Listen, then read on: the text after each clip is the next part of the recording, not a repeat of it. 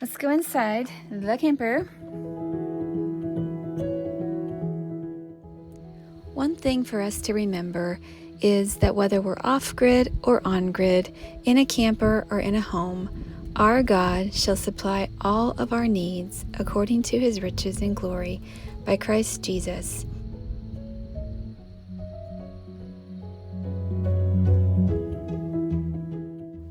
That's a good promise for us.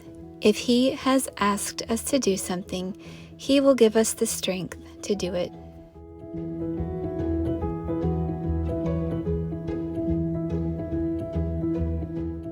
Grab something to drink, get comfortable, because we're heading inside to see our camper canning setup. Let's go inside the camper.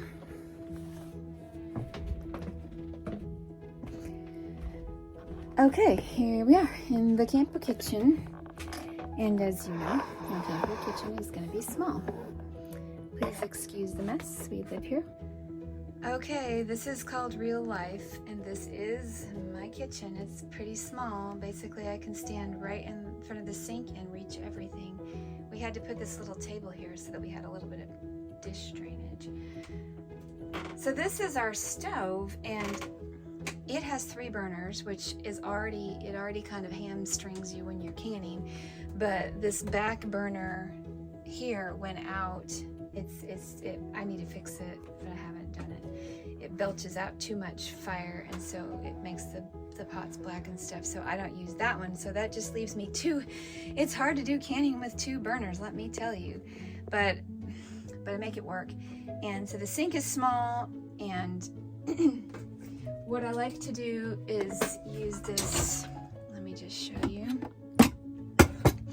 I like to use this strainer, and I put it right over the sink, and it fills my whole sink perfectly, which is great.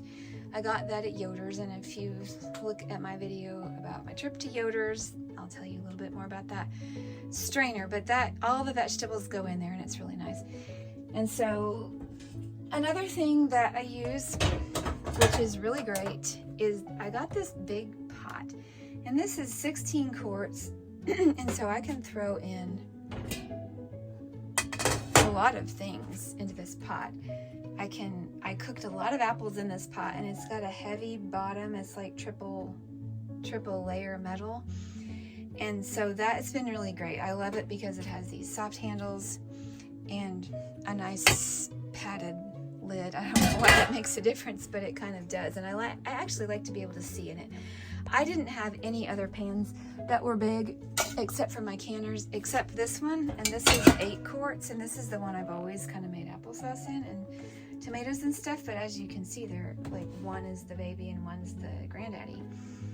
You can actually get bigger pots than this, but this is 8 quarts and this is 16, and so it makes a huge difference. I can use both of them, and I do use both of them, and I have other pots that I use too. But if I have to pick 2, I'm going to pick the 2 biggest ones to use. And I don't think that 2 of these would even fit on the stove. The stove is just too small. That's what camper life is about. But I will tell you one thing. This pot, which I do love, and it really is a sturdy, heavy-duty stainless steel pot. I liked it. I got it at Walmart. I got it, I want to say last year. I think I got it last year, but it could have been the year before. I honestly don't remember, but I needed a big pot. I was like trying to can things, and it was just getting so frustrating with small pots. Okay, so I looked on Amazon to see if I could like put a link, because it's easier for all of my links to be in one place. I looked on Amazon, and you just have to compare prices. It's crazy. This at Walmart currently, and I think it's gone up a smidgen compared to what it was last year, but not a tremendous amount. It's a very heavy duty pot, and so you have to expect you're going to pay a good bit for it. So it's $60, $59 at Walmart today, as of today. And when I went on Amazon, it was like 100 and something. It was over $100. I want to say like 110 for the same pot. I did compare, and they were the same pot. So I always compare. Almost all the time I can get something cheaper on Amazon. And so a lot of times I do, because it's, free free shipping, but I will tell you, nowadays Walmart is offering free shipping, and they are faster than Amazon from what I've observed.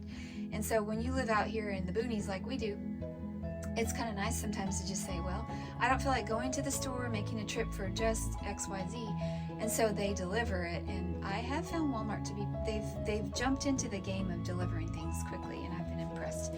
So always compare, don't even take my word for it, because it could change.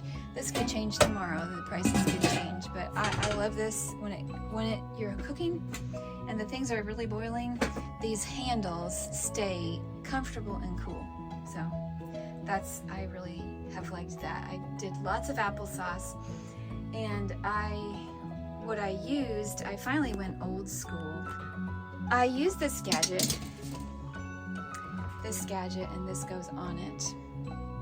I was using this, and what this does is it suction cups to your counter, but as you can see in my kitchen, there's not a lot of places to put this suction cup. There are a few, but not like here. But guess what? You're into the pan space, and it's hard to turn. And if you're over here, this is what I found out. If I'm over here, then I cannot turn. I can turn it, but barely. Not when the strainer's there. You're bumping your knuckles and stuff. So there wasn't a very good space. What I ended up doing is putting it on a cutting board and just holding the thing down, and yeah, that's what I did. I held the base and I cranked, and that worked actually it worked very well for the longest time, until the moment when this little gadget, the teeth, they just work their way loose. And so there's one you can see that's loose.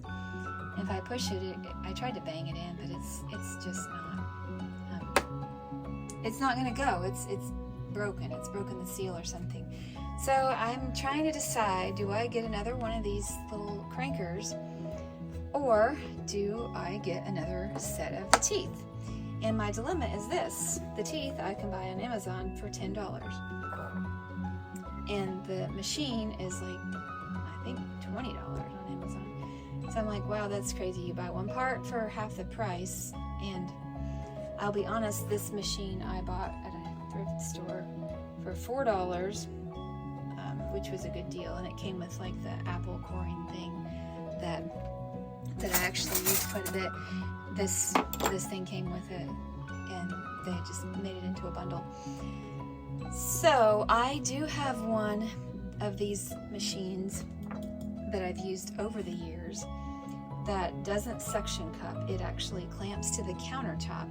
And so what I'm thinking about doing, if I still kept that, I could have gotten rid of it when I got this one, and I have to go look in my pantry to be sure. I'm gonna see if it has this on it, because if it does, I might take it off and use it on this machine. But at this point this year, I may not need to worry about it, because I don't know that I'm going to be doing any more apples. We'll see. Anyway, that's always the dilemma. Do you get the individual parts, or do you replace the whole thing? And I wish they'd make the individual parts reasonable, because that would be nicer. Anyway, enough about that. I destroyed that, and I had to go old school. So basically, I was using this guy to core it, and then I was just using a knife and slicing the apples. Once it was all said and done, then I was using a knife and the corer, and it worked okay. It just was a little bit slow. I do have this other machine that I usually use. I have this machine that we've used in the past, and I did use it a little bit this year, but the funny thing was, Adam, a couple years ago, he discovered that we could crank this thing way faster, and you can take the handle off, and you can replace the handle with a nut, with a hex nut, and then you can hook that onto the attachment on your drill, and you can crank that stuff way faster. And we have videos of him doing that, and it does crank it faster, and it's a great thing. And I used that for a little while until I must have had the wrong attachment. That's just life. I stripped the nut out, and I couldn't get it off, and so I had to abandon this. And so what I ended up doing for a lot of the rest of the applesauce is I cored it, and I didn't peel them. I just cored them and chopped them, cooked them down, and when they got good and cooked down, I ran them through the Vitamix. And that unfortunately makes it a little smoother than we like. You know, we like our applesauce to be a little bit more chunky, but you know what?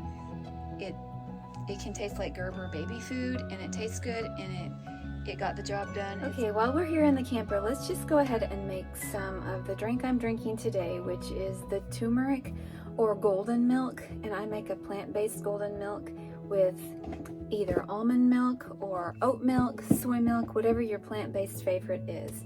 So you just want to place a cup of your milk in a saucepan over the stove. Heat it until it starts to get warm. You don't want it to boil. And then you want to add 2 teaspoons or a whole tablespoon of turmeric powder. I added close to a tablespoon because I'm making it strong. A dash of pumpkin spice seasoning. I like to add a wee little bit of cinnamon if it comes out.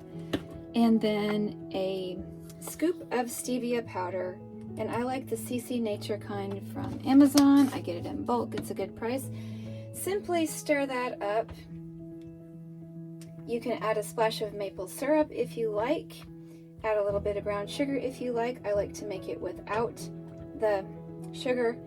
And then just drink it when it gets cool. It's very good for inflammation. It's just a good all over feel good drink, and it's almost like a latte.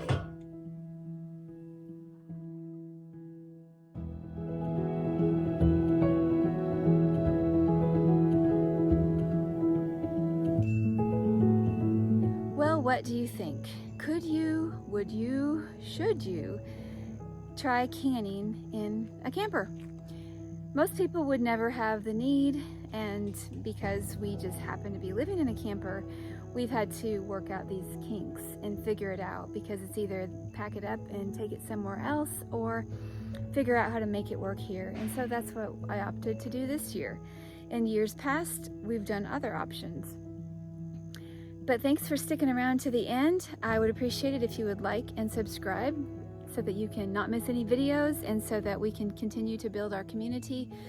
Thank you so much. Have a great day. God bless.